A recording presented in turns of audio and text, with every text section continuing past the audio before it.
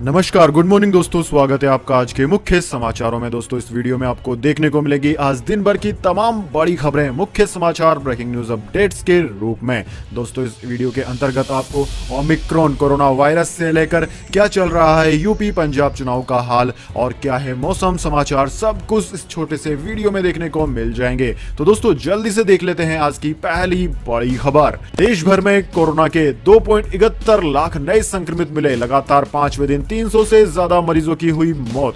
इनमें 2 दिनों में 400 से पार गया था आंकड़ा।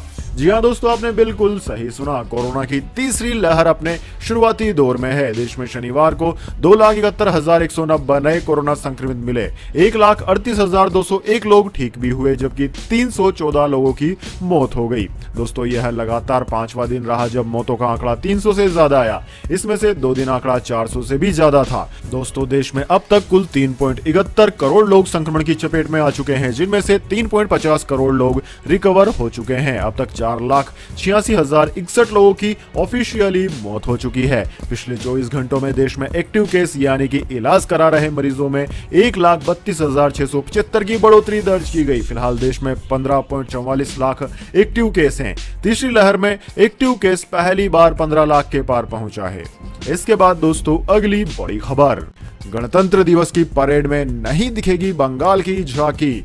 नाराज हुई सीएम ममता बनर्जी ने प्रधानमंत्री को लिख डाली चिट्ठी। जी हां दोस्तों, पश्चिम बंगाल की मुख्यमंत्री ममता बनर्जी इस साल गणतंत्र दिवस परेड यानी कि 26 जनवरी की परेड के लिए बंगाल की प्रस्तावित झांकी को शामिल न करने को लेकर काफी नाराज हो गई है। नाराज मुख्यमंत्री ने इसके लिए प्रधानमंत्री मोदी को चिट्ठी लिख डाली। इसके माध्यम से उन्होंने परेड में पश्चिम बंगाल के स्वतंत्रता सेनानियों की झांकी को शामिल करने का अनुरोध किया। पत्र में मुख्यमंत्री ने लिखा, झांकी के थीम को स्वतंत्रता के लिए नेताजी सुभाष चंद्र बोस के बलिदान और उनकी 125वीं जयंती के मद्देनजर तैयार किया गया है।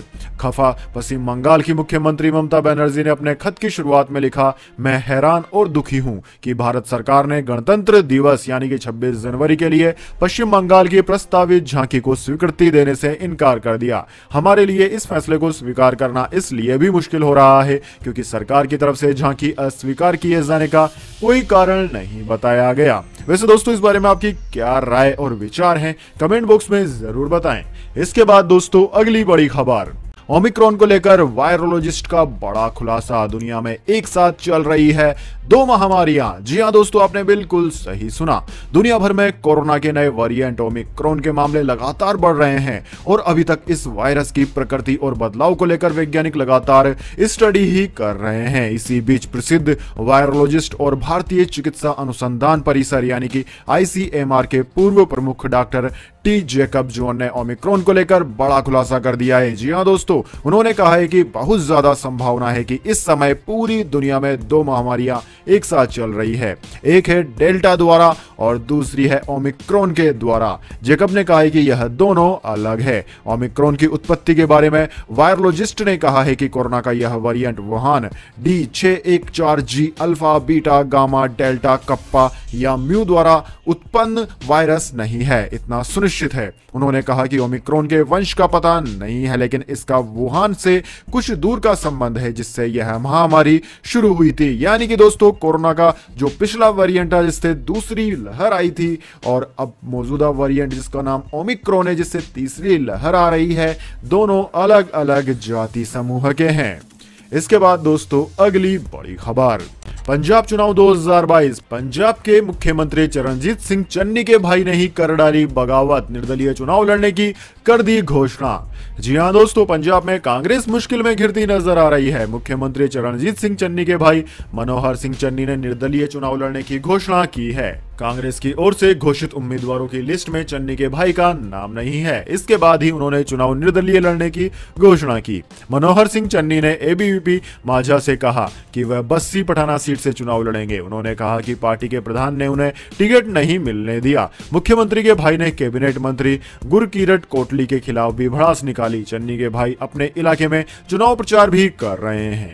इसके बाद दोस्तों अगली बड़ी खबर, सुल्ली भाई और सुल्ली डील्स के आरोपियों की जमानत याचिका खारिज, मुस्लिम महिलाएं थी निशाने पर। जी हां दोस्तों, बहुत चर्चित फेमस मामला बुल्ली भाई ऐप बनाने वाले आरोपी नीरज बिश्नोई और सुल्ली डील्स ऐप बनाने वाले आरोपी ओकारेश्वर ठाकुर दोनों की जमानत याचिका खारिज हो गई है। बुल्ली भाई ऐप बनाने वाले आरोपी नीरज बिश्नोई को स्पेशल सेल की IFSO यूनिट ने असम से गिरफ्तार करके इसकी कस्टडी ली थी। आरोपी के वकीलों की तरफ से जमानत याचिका लगाई गई और पटियाला हाउस कोर्ट में वीडियो कॉन्फ्रेंसिंग के जरिए जमानत याचिका पर सुनवाई की गई।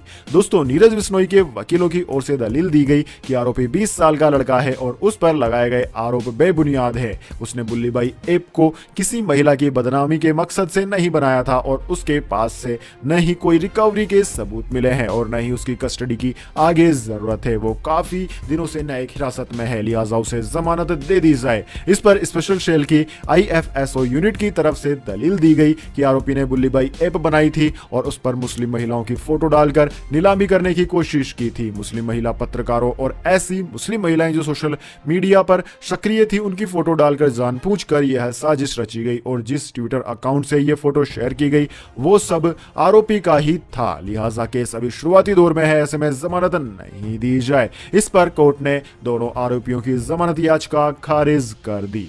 इसके बाद दोस्तों अगली बड़ी खबर, राकेश टिकैत के संगठन का बड़ा ऐलान, बताया यूपी चुनाव में किस दल को देंगे समर्थन।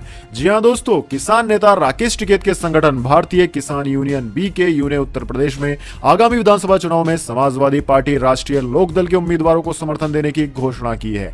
BKU के राष्ट्रीय अध्यक्ष और राकेश टिकैत के बड़े भाई नरेश टिकैत ने सिसोली में लोगों को संबोधित करते हुए कहा कि उन्हें उम्मीद है कि इस गठबंधन के प्रत्याशियों को राज्य के लोग समर्थन देंगे। जयंत चौधरी की पार्टी RLD और सपा गठबंधन ने शनिवार को 7 प्रत्याशियों की दूसरी सूची जारी की थी। वहीं प्रयागराज पहुंचे राकेश टिकैत ने समर्थन को लेकर तो पत्ते नहीं खोले, लेकिन उन्होंने बीजेपी को हराने की बात जरूर कही। उन्होंने कहा कि 13 महीने तक आंदोलन करने के बाद किसान अब खुद भी समझदार हो गए हैं। इसके बाद दोस्तों अगली बड़ी खबर, विराट कोहली के टेस्ट कप्तानी छोड़ने पर BCCI बोला वो सबसे महान कप्तानों में से एक, ऐसे खिलाड़ी कभी कभार ही होते हैं पैदा। जी हां दोस्तों, भारतीय कप्तान विराट कोहली ने तीनों फॉर्मेट की कप्तानी छोड़ दी है। रविवार को टेस्ट कप्तानी छोड़ने के बाद BCCI ने उनका शुक्रिया अदा किया। बोर्ड ने कहा कि विराट सबसे महान कप्तानों में से एक है, ऐसे क्रिकेटर कभी कभार ही पैदा होते हैं। यह उनका व्यक्तिगत निर्णय था और बोर्ड इसका सम्मान करता है। BCCI अध्यक्ष सौरव गांगुली ने यह भी कहा कि हर अच्छी चीज का अंत होता है। BCCI अध्यक्ष सौरव गांगुली ने भी विराट कोहली को लेकर बड़ा बयान दिया। उन्होंने कहा कि मैं व्यक्तिगत रूप से विराट को भारतीय क्रिकेट टीम के कप्तान के रूप में उनके अपार योगदान के लिए धन्यवाद देता हूं। उनकी कप्तानी में भारतीय क्रिकेट टीम ने खेल के सभी प्रारूपों में तेजी से प्रगति की। उनका निर्णय व्यक्तिगत है और BCCI इसका बहुत सम्मान करता है। वह इस टीम के एक महत्वपूर्ण सदस्य बने रहेंगे और एक नए कप्तान के नेतृत्व में बल्ले से अपने योगदान के साथ इस टीम को नई ऊंचाइयों पर लेकर जाएंगे।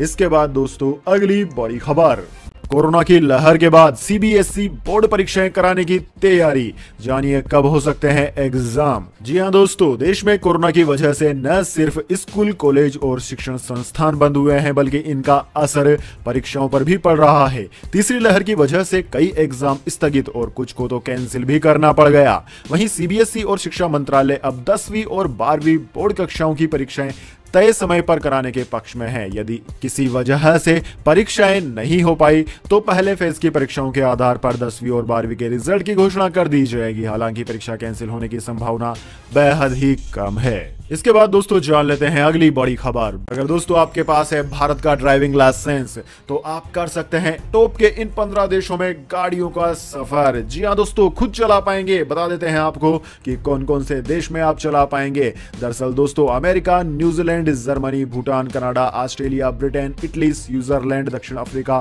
France, Singapore, Finland, Mauritius, Norway, ये ऐसे देश है जहां पर अगर आपके पास भारत का लाइसेंस है तो आप इन जगहों पर कार खुद सेल्फ ड्राइविंग कर सकते हैं। यानी कि दोस्तों अगर आप कभी इन देशों में घूमने जाएं और आप चाहते हैं कि हम किराए पर कोई वाहन ले लें और खुद ही उसको ड्राइव करते हैं, पूरे देश में घूमें, तो यह आपके लिए काफी आसान हो जाएगा, क्योंकि दोस्तों ये देश भारतीय लाइसेंस को मान्यता दे चुके हैं। इसके बाद दोस्तों अगली बड़ी खबर, गोल्ड सिल्वर प्राइस टुडे। सोना हुआ 390 रुपए महंगा, चांदी की भी बड़ी चमक। जानिए पूरे हफ्ते क्या रहा सोना चांदी का हाल। दरअसल दोस्तों भारतीय सराफा बाजार में सोना की साप्ताहिक कीमतों में तेजी आई, वहीं चांदी भी महंगी रही है। इस कारोबारी हफ्ते में सोने के भाव में 390 रुपए प्रति 10 ग्राम की तेजी दर्ज की गई, जबकि चांदी के भाव में 1508 रुपए प्रति किलोग्राम का उछाल आया। दोस्तों India Boolean and jewellers association यानी कि IBJA की वेबसाइट के मुताबिक इस बिजनेस वीक यानी कि 10 से 14 जनवरी के बीच की शुरुआत में सोने का रेट 47,627 था, जो शुक्रवार तक बढ़कर 48,017 रुपए प्रति 10 ग्राम रहा। वहीं चांदी की कीमत 60,351 से बढ़कर 61,859 रुपए प्रति किलोग्राम तक गई।